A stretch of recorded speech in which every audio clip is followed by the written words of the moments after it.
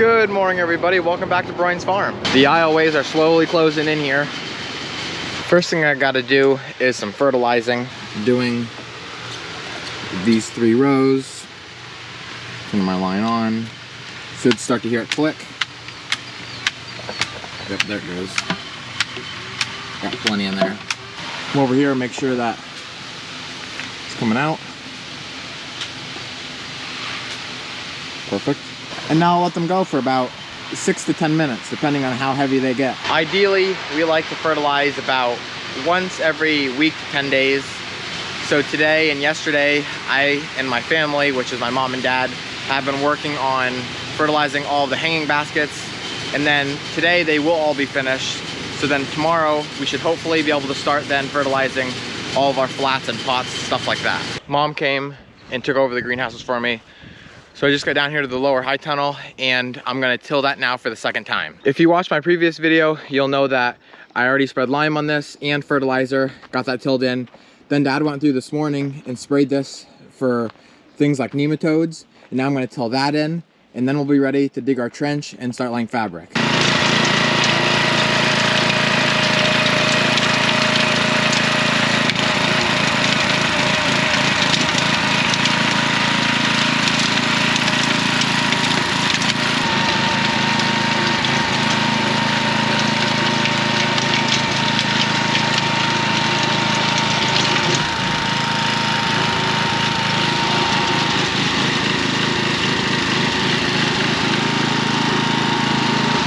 Now that I'm finished tilling, I'm gonna go through and start laying my drip line.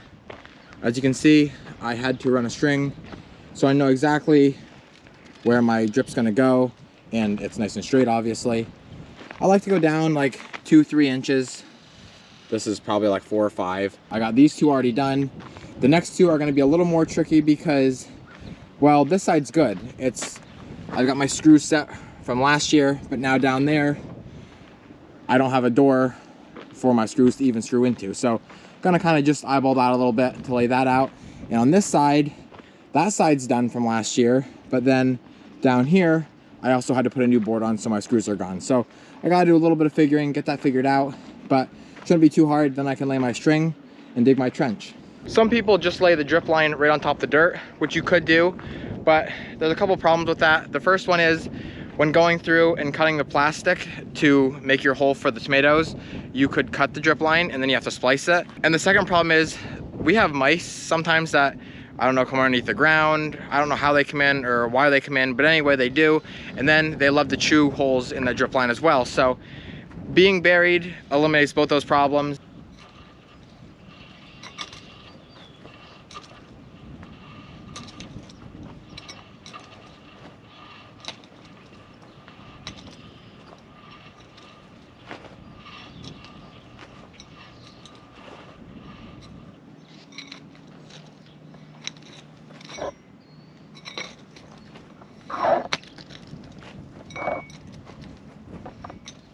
I now moved up into this upper high tunnel, got it tilled, and I'm ready to start making my trench again like I did in the lower one. What's nice about this high tunnel is it's obviously newer. We've got our screws set, nothing has moved, so I can just put my string on the screw that I always do, lay it out, dig my trench, and just keep moving, keep moving. And then before today's over, I gotta get the drip tape actually laid in that trench, because if for some reason the dogs would run through, or I don't know, if the wind would pick up or something and fill that ditch back in, all my work's for nothing. So I want to get that done at least, and then I'm not going to be so worried. I like to put our drip tape on the high side.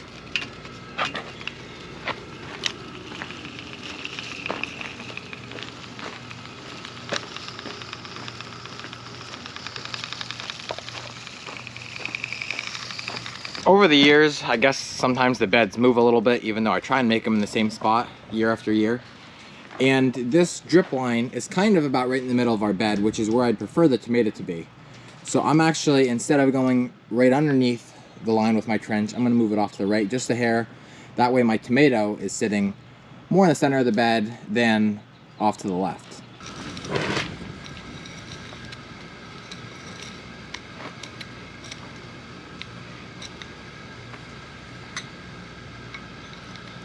So I'm finally getting back over here to the shed. We've been making some progress, or quite a bit of progress. and I haven't been able to show it because we've been in a hurry. Last time I showed you, my buddy Nick and Alex were here. Nick dug this whole thing. Then he dug this pit out front here. This is so deep here. Everybody asks the question, why is it so deep? It's because frost can go down that far, and if it gets up under it, it's gonna push it up, and then it's gonna hit our doors. We won't be able to open our doors. It'll be a big hassle. So we wanna make sure we go down deep enough so that's all set and nothing happens to it. Then Alex, for the most part, I helped him a little bit, put in these drains. This is a Schedule 40 3-inch drain. We actually messed up, so we had to throw in some couplers and fix some stuff. But the whole point is that we had to get the laser level and get this all set so that when we pour this concrete, they are exactly where they need to be, not too high, not too low, not kipped back and forth. We started out by putting all the pipe together, putting our fittings on, gluing it all. Then we glued our drains on, made sure everything was straight. And then what we did was we got the laser out, which the laser's not here right now. But then we set a string line to make sure these were all at the height we needed them to be.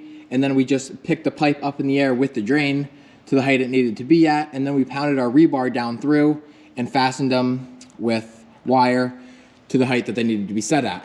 It looks like everything is even, but it's actually not. Obviously, our drain needs to be sloped for everything to drain. So this is the highest, and they slowly go down at like an 1/8 inch, I think, per foot. As you can see also, we just got the 2B stone delivered today. Nick and Alex are both coming in about 20 minutes, something like that. I'm not quite sure what their idea is for this, because somehow he's got to get his equipment across this huge ditch to level out our stone in here.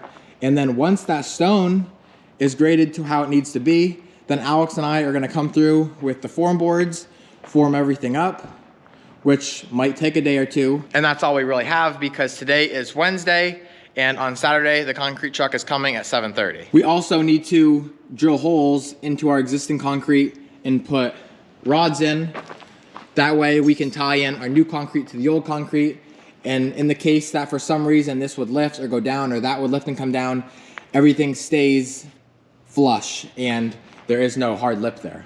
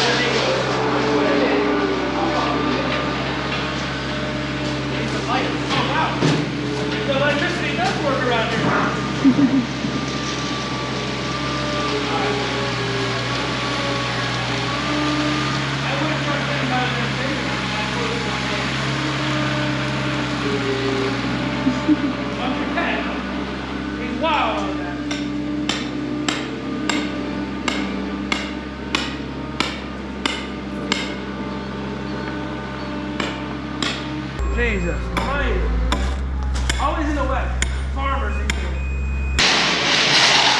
What do you mean? Look pretty. Let's do everything you're good at.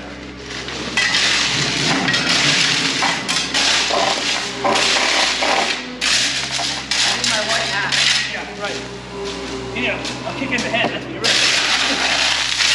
Doing it.